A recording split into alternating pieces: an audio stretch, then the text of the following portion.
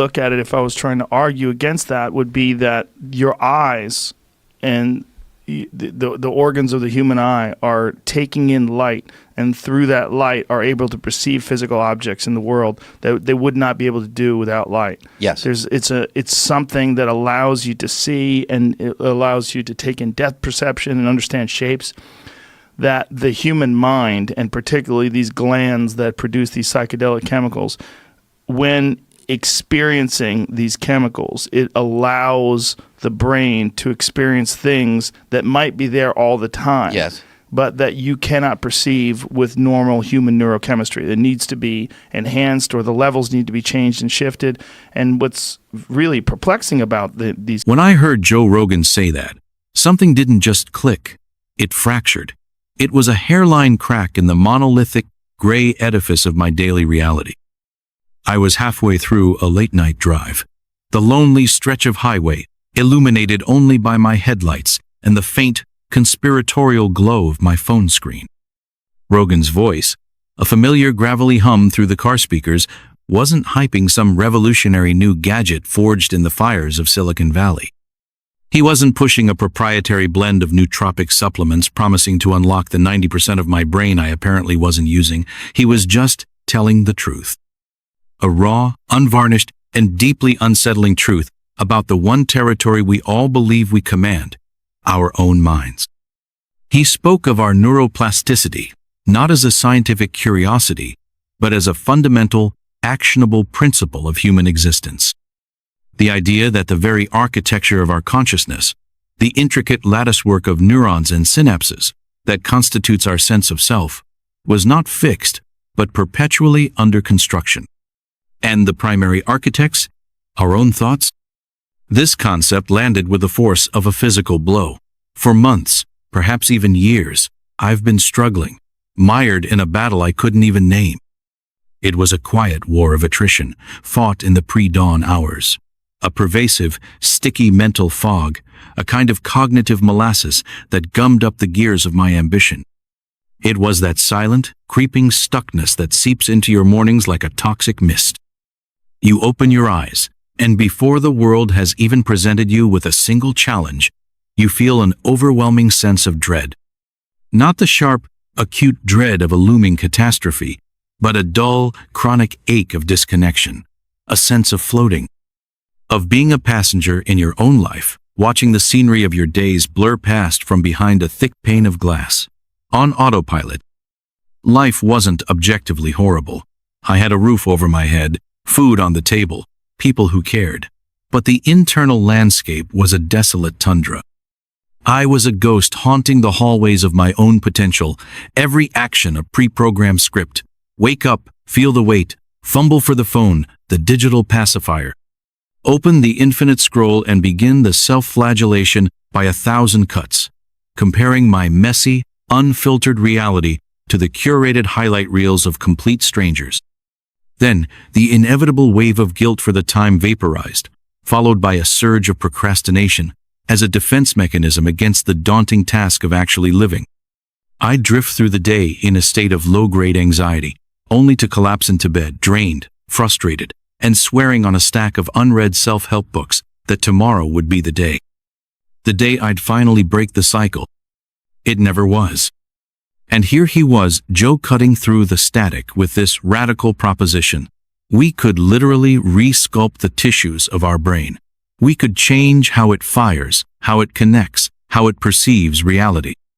Not with pharmacology, not with productivity hacks that felt like putting a fancy new bumper sticker on a car with a seized engine, but with thoughts, with intention, with focused repetition and a sharpened awareness. It was like he was describing a form of mental alchemy. And it ignited a desperate, burning question within me. If this rewiring is possible, is there a way to accelerate it, to make it not just another monumental effort, another peak to fail to summit? Could it be made easier? Could it, dare I even think it, be made automatic? My quest began. I plunged headfirst into the arsenal of prescribed mental wellness. I tried everything. Journaling became a meticulous catalog of my own anxieties. a doom diary that only reinforced my sense of hopelessness. Affirmations felt like shouting motivational slogans at a brick wall. The words were positive, but my internal state, the deep-seated feeling of not enoughness, remained utterly unchanged. I'd stand in front of the mirror and say, "I am focused and powerful," while my brain would immediately counter, "No, you're not. You couldn't even get out of bed on time." Meditation offered fleeting glimpses of tranquility, tiny islands of peace in a raging ocean of mental chatter. I'd sit for 20 minutes, wrestling my monkey mind into submission, only to have the chaos come roaring back the moment I stood up. The temporary relief only highlighted the baseline misery. Then came the brain training games, promising to elevate my focus and sharpen my memory through gamified challenges. They quickly devolved from a potential solution into another digital chore, another screen demanding my attention, another metric by which I was failing to measure up. They all provided a fleeting reprieve for a day, maybe two, a week, if I was lucky. But the gravitational pull of my old patterns was immense. I'd inevitably fall back into the same entropic loop, the well-worn groove of my own dysfunction. The truth, I realized with a gut-wrenching finality, was that I didn't need more motivation. Motivation is a fickle spark in a rainstorm. I needed a fundamental mental reset. I needed to bypass the conscious, struggling part of my mind altogether. I needed a full-on internal software reboot. So, I started digging deeper, past the surface-level advice and into the arcane architecture of the mind. What if Joe was right? What if our brains were indeed changeable enough just through brute force effort, but by changing their fundamental state? I tumbled down a rabbit hole of neuroscience forums and esoteric wellness blogs. I started reading about brainwave frequencies, the rhythmic electrical pulses generated by the synchronized activity of neurons. I learned about the different states of consciousness they corresponded to, the languid, dreamy drift of alpha waves that help you feel calm, centered, and receptive, the deeper, hypnotic pulse of theta waves that unlock creativity, insight, and profound intuition, and the lightning-fast crackle of gamma waves, linked to peak performance, intense focus, and states of flow, where time seems to bend and challenges are met with effortless mastery. That's when I stumbled across it, buried in a forum thread discussing bioacoustic engineering. A single, unassuming name, Genius Wave. It wasn't some flashy, overproduced course with a charismatic guru. It wasn't a complicated, multi-step technique requiring rigorous discipline. It was, almost absurdly, a 10-minute audio track. That's it.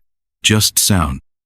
A precisely engineered soundscape, designed, it claimed, to gently guide your brain, to sync its own chaotic frequencies into those specific, highly coherent states of peak performance. The very same mental states that Zen monks spend decades cultivating in monasteries, that elite athletes tap into to achieve superhuman feats, and that virtuoso musicians access to channel creative genius. Honestly, my inner cynic was screaming. The hype felt too familiar, the promise too grand. I've seen 1,000 digital snake oil products in my time. But then I saw the catch, or rather, the lack of one. It was free to try. No credit card required. No labyrinthine sign-up process designed to harvest my data. A simple, no-strings-attached invitation. So, I said, screw it. My current methods were an unmitigated disaster. What did I have to lose besides 10 minutes? Let's give this thing 7 days. Day 1. I sat on the edge of my bed, the room dim, the world outside muted. I put on my best headphones, took a breath, and hit play. The sound was indescribable. Not music, not white noise. It was a textured, pulsating hum, a gentle, immersive frequency that seemed to vibrate not in my ears, but in the center of my skull. It felt like I was floating in a warm, dark ocean, the soundscape a form of auditory flotation tank. It wasn't dramatic or jarring, just profoundly different. I didn't emerge feeling like a new man. But that night, I slept. Not my usual fitful, tossing and turning sleep, but a deep, dreamless, and profoundly restorative dive into oblivion. That alone was new. Day 2. The skepticism remained, a wary guard at the gate of my mind. But as I woke, I noticed its voice was quieter. My first conscious thought wasn't a litany of failures or a jolt of anxiety. And my hand didn't reflexively grope for the phone on the nightstand. There was space, a pocket of stillness between my thoughts. The usual mental static, the ceaseless internal monologue, had been turned down from a roar to a whisper. Day 3. This was when the foundations began to shift. I was walking to the kitchen to make coffee and I stopped, struck by the way the morning light was cutting through the blinds, illuminating dust motes dancing in the air. I felt aware, present. It was as if a grayscale filter had been lifted from my perception of the world. The mental breathing room was expanding. I wasn't endlessly ruminating. I wasn't as emotionally reactive to the little frustrations of the day. I woke up at 6 a.m. It was a subtle transformation. No alarm. But it felt deeply, no grogginess, authentically just real. A sense of quiet readiness. I made my coffee, and instead of dreading the day, I felt a flicker of anticipation. I sat down at my desk and opened the file for a project I had been avoiding for weeks, a task so shrouded in my own anxiety and perfectionism that I couldn't even bear to look at it. This time, I just began. The words flowed, the ideas connected. I worked for 3 straight hours, not in a state of grinding effort, but in a seamless state of flow. I actually finished it without the usual chorus of second-guessing and self-criticism. Day 7. This was the crescendo, the day it all coalesced. I sat down for my 10-minute session, pressed play, and by the end of the track, my mind was a symphony of clarity. Ideas, solutions, and creative impulses were firing in a way I hadn't experienced in years. It was as if my brain had finally caught up to the demands I had been placing on it, as if someone had finally taken a feather duster to the cobwebs of my consciousness and hit a system-wide reset. I felt focused. I felt profoundly calm, not superhuman, not artificially high, just clear. And in the final analysis, that's all I ever truly wanted. I don't pretend to fully comprehend the intricate neuroscience at play. I'm not a scientist with a lab full of EEG machines measuring my brain's electrical output. All I have is my own subjective, empirical evidence. All I know is this: something fundamentally changed. Joe Rogan was right. Our brains are plastic. We are not doomed to operate within the confines of our current mental habits. We can change them. But the secret, the missing piece for me, was that sometimes the most profound change doesn't come from striving and struggling. It comes from surrender. Sometimes we just need a catalyst, a tuning fork, to help us get into the right state, the fertile ground, where that change can actually take root and blossom. For me, Genius Wave was that tuning fork. It was the key that unlocked the door to a more receptive, coherent mental state. It demanded nothing from me. I didn't have to meditate perfectly. I didn't have to force myself to visualize a perfect life. I just had to sit and listen. 10 minutes a day. That's the entire commitment. And it worked. If you've been feeling mired in that same bog, if your mind feels like a cluttered attic, if you've thrown every self-help book and productivity app at the problem and nothing seems to last, I genuinely, from the bottom of my now clearer heart, think this is worth trying. I'm not promising you a miracle that will change your life overnight. I'm suggesting that this might be the gentle, persistent nudge that your brain has been waiting for. It might be the catalyst for the shift you've been seeking. The link is in the description below. You can try Genius Wave entirely for free, no payment, no commitment, no catch. Just give it 7 days of your time. You might be utterly astonished by what happens when your brain finally gets into the right state. So try it. Not because a stranger on the internet said so. Not because Joe Rogan said something cool on a podcast. Try it for the most compelling reason of all. What if?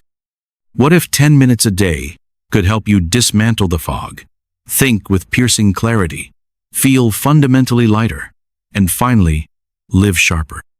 I tried it, and I'm not going back to the gray. The fog is lifted, and for the first time in a long, long time, I can see the horizon.